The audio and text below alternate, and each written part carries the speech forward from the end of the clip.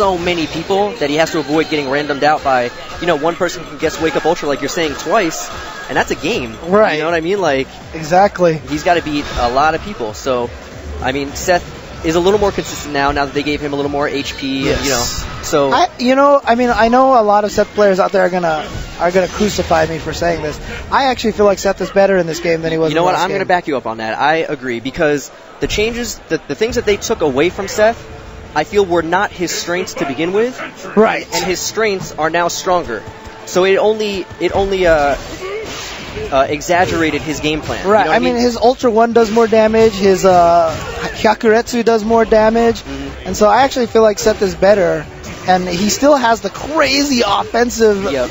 Easily one of the best mix-ups in the game. Yeah. I mean, he has every option you could want. He's got a Dragon Punch. He's got a Command Grab. He's got an anti-backdash tool in the Tandon engine. Yeah, he's got the fake cross-up with those dive kicks that we just saw him going for. Yeah, the dive kick. I mean, he's just got every option you could want. So and when you're getting up, he has a true 50-50 in uppercut or spinning pile driver. Yep. You basically have to guess, because I think there's only like a few moves in the game that would stop both of them. Yep. It's very rare to find one that could stop both. Yep. Mostly just like teleports and stuff.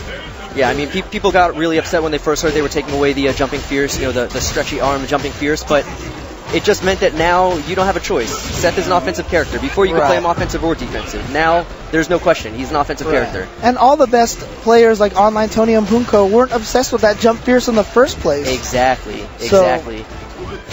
To me, it doesn't feel like it makes much of a difference, and now he's going to get more damage off of that than he did before. He has more health than he had before, and Poongko right now is just going crazy on El Cubano Loco with a frame trap stand strong into stand jab, and Filipino champ in the audience just stood up like, what the heck was that? Like I saw a couple of people say, like, he's walking over to Yipes right now, and they're both like, what the heck was that? I've never seen that before. But here we go. El Cubano Loco is bringing it back. Gets his overhead backdashed, and Poongko takes it. Yeah, you have to be careful with those backdashes. Backdashes have invincibility. Most characters with 8 frames of invincibility. Yes. Enough to get through a lot of moves. I mean, a lot of moves have what? Like maybe 3 active frames. Yeah, 3 or 4 active frames. Yep. So if you actually backdash, you can blow your way through a lot of those moves, and that's exactly what Poongko did there. Yep. Oh no! Wow, he actually changed up the punish timing there by purposely doing the second hit of the Dragon Punch in the air. Right. And El Cubano Loco, he had already done something, but he didn't react fast enough to get the punish there. Right.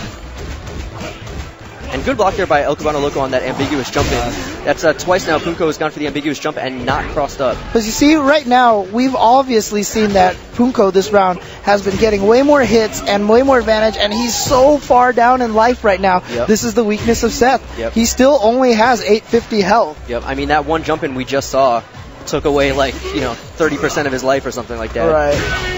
And there you go. Cubano Loco takes round 1. Yep. All right, let's see if he can keep this momentum going. I mean, he essentially had the last round won too, the round previous to the one he just won. Yes. And with a good backdash from Poongko to take it. So let's see if he can keep up this momentum. Seth, his biggest weakness is the low life and the fact that he just doesn't do as much damage as, you think he would. Oh. Wow, that was a tricky mix-up. Hits the stomp super deep and then bounces over to the other side so that he can cross up roundhouse. And nice fake cross up there. Yeah, baited like he was going to walk underneath off the reset and stayed on the same side. Yep.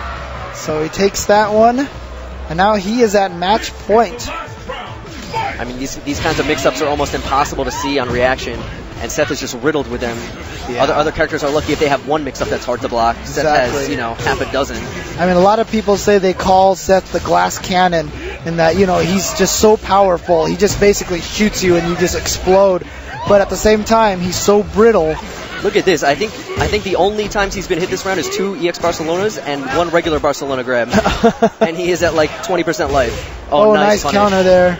Ow. Here comes the mix-ups, and he goes for a regular throw. The SPD has huge delay. So he went for the regular throw there, but this should be it. Oh, wow, he lived. Doesn't go for the overhead that time. Learned his lesson from the first game. And interestingly enough, I mean, Vega in Super would have killed him off of that, but the EX Barcelona now does less damage, and Poongko should take it. Yes, and he does with the increased damage on the lightning legs. Oh, wow. Look at all these little subtle changes affecting the matches. I mean, that's the thing is, like, a lot